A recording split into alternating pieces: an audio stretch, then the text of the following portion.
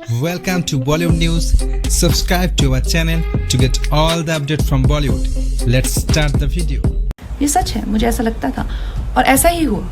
जैसे ही मैं घर से भागी, 1.5-2 साल में मैं एक फिल्म स्टार थी, एक ड्रग एडिक्ट थी। मेरी ज़िंदगी में इतने सारे कांड चल रहे थे कि मैं ऐसे लोगों के हाथों में लग चुकी थी कि जहाँ से मुझे शायद मौत ही निकाल सकती थी।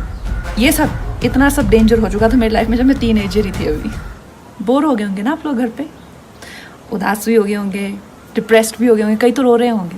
अच्छा है, क्योंकि ये वक्त बुरा नहीं है। बुरे वक्त को कभी बुरा मत समझना। बुरा वक्त एक्चुअली में ओनली अच्छा वक्त होता है। अब आप बोलेंगे मैं तो फिलॉसफी चाह रही हूँ, ऐसा नहीं है। आप जानते हैं कि मैं एक मामूली सी, बहुत सारे कलाकार होते हैं, बहुत सारे लोग होते हैं, पर आप वो लोग खुश ये नहीं कह सकते कॉन्फिडेंस से कि मैं खुश हूँ, जो मैं हूँ वो बन के वो आज इस मुकाम पे खुश हूँ। मैं कॉन्फिडेंस से कह सकती हूँ। एंड ये बहुत बड़ी अचीवमेंट है अपने आप में। किसी भी अवार्ड से, किसी भी पैसे से, किसी भी मुकाम से बहुत बड़ी अचीवमेंट है। और मैं ऐसा कैसे बनी दोस्तों? मैं 15-16 साल की थी जब मैं घर से भाग गई थी।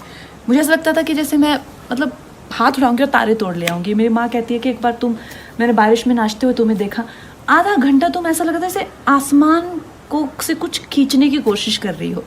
ये सच है, मुझे ऐसा लगता था और ऐसा ही हुआ। जैसे ही मैं घर से भागी, 1.5-2 साल में मैं एक फिल्म स्टार थी, एक ड्रग एडिक्ट थी। मेरी ज़िंदगी में इतने सारे कांड चल रहे थे कि मैं ऐसे लोगों के हाथों में लग चुकी थी कि जहाँ से मुझे शायद मौत ही निकाल सकती थी। ये सब इतना सब डेंजर हो चुका था मेरी लाइफ में जब मैं टीनेजर ही थी अभी। तो सोच लो मैं कितनी खतरनाक हूँ। एनीवे, सो उसके बाद हुआ यूँ कि मेरी ज़िंदगी में एक बहुत अच्छे शख्स आए, मेरे मित्र, जो उस टाइम एक स्ट्रगलिंग फाइट मास्टर थे। तो उन्होंने मुझे योगा मित्रता हुई तो उन्होंने मुझे योगा कराना शुरू किया। एक दिन उन्होंने कहा आंखें बंद करो। आंखें बंद की तो मैं रोना ही ना रुके। तो कहते यार बड़ी अजीब लड़की, आंखें ही नहीं बंद कर सकती, तो मेडिटेशन कैसे करेगी? तो उन्होंने मौका मिलते ही मुझे एक बुक दे दी, राजा योगा। तो उस बुक में प्रोसेसेस हैं बहुत सारे, बहुत अच्छे, और मैंने विवेकानंद जी को अपना गुरु मान लिया।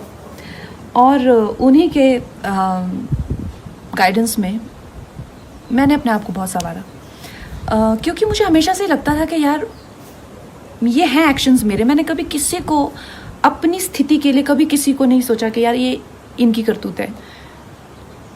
तो I think that is why I could work on my self. और अगर वो मुकाम मेरी ज़िंदगी में नहीं आता तो शायद मैं भीड़ में घूम जाती, शायद मैं इतने आगे नहीं आ पाती। जो मैंने अपनी विल पावर को डेवलप किया है, अपनी इंटेलेक्ट को शार्प किया है, जो मैंने अपने टैलेंट को संवारा है, जिस तरह से मैंने अपनी ज़िंदगी को संवारा, अपनी इमोशनल हेल्थ को रखा हुआ है, जिस तरह से मैंने अपनी फैमिली हेल्थ को रखा हुआ है, अपने इन्वायरमेंट को रखा हुआ, ये तो मैं कर ही नहीं पाती। तो ना मुमकिन ही नहीं था मेरे लिए अगर मुझे स्पिरिचुअल गाइडेंस नहीं मिली होती, गुरुओं का आशीर्वाद नहीं मिला होता। तो इस मुकाम की बड़ी अहमियत है। और जो प्रोसेस मैंने किया था, ब्रह्मचर्य का मैंने सहारा लिया था 2-2.5 साल। उस टाइम पे मैंने एक फ़िल्म की थी फैशन, और मेरी एक बहुत अच्छी मित्र थी अश्विनी देशमुख। आजकल उनसे बात नहीं होती है, पर वो उस टाइम मुंबई मिरर की जर्नलिस्ट थी।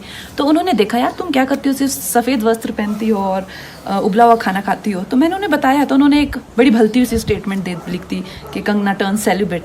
तो ब्रह्मचर्य इज़ नॉट अबाउट सेलिब्रेसी और नॉट जस्ट अबाउट सेलिब्रेसी। ब्रह्मचर्य के बहुत अच्छे प्रोसेसेस होते हैं, और उससे जो है आपकी एनर्जी को, अगर आपको बिल्कुल अपने हाथों में लेना हो, अगर आपको अपनी लाइफ की जो गाड़ी की ब्रेक है या क्लच है, सब अपने हाथ में, व्हील अपने हाथ में लेना है, you need to do processes like that. And specially अगर आपके पास ऐसी